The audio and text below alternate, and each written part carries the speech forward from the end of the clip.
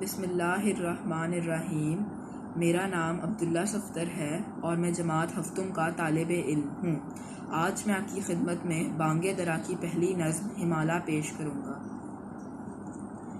اے ہمالا اے فصیل کشور ہندوستاں، چومتا ہے تیری پیشانی کو جھک کر آسماں۔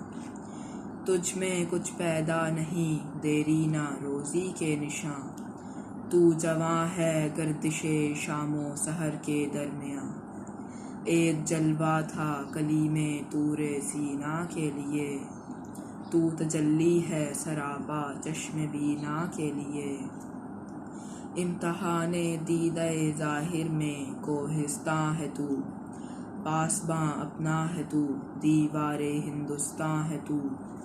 مطلع اول فلک جس کا ہو وہ دیواں ہے تو، سوئے خلوت گاہ دل دامن کش انساں ہے تو۔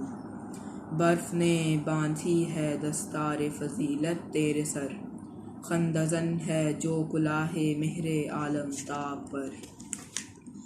تیری عمر رفتہ کی ایک آن ہے عہد کہن، وادیوں میں ہیں تیری کالی گھٹائیں خیمہ زن۔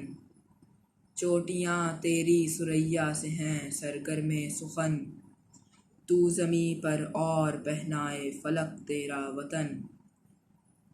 چشمہ دامن تیرا آئینہ سیال ہے، دامن موج ہوا جس کے لیے رومال ہے۔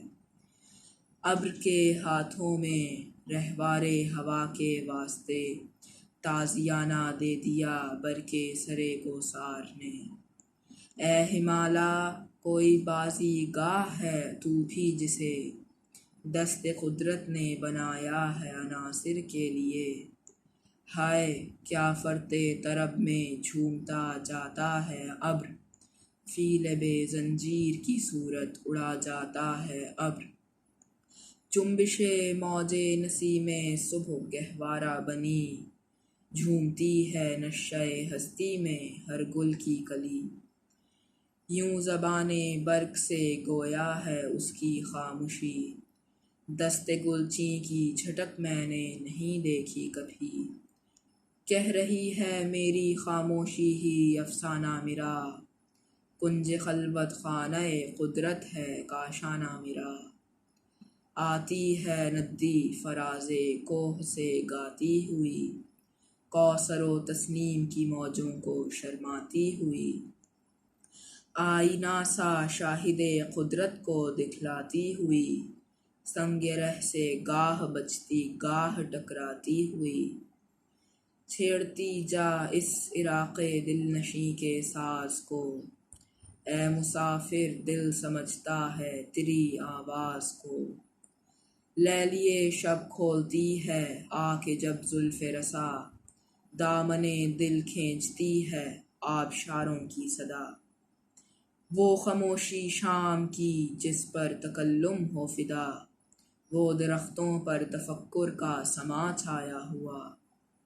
کانپتا پھرتا ہے کیا رنگ شفق کوہسار پر، خوشنما لگتا ہے یہ خاصہ تیرے رخسار پر۔ اے ہمالا داستاں اس وقت کی کوئی سنا، مسکن آبائے انساں جب بنا دامن تیرا۔ کچھ بتا اس سیدھی سادی زندگی کا ماجرا، داغ جس پر خاصہ رنگ تکلف کا نہ تھا۔ ہاں دکھا دے اے تصور پھر وہ صبح و شام تو، دوڑ پیچھے کی طرف اے گردش ایام تو۔ شکریہ۔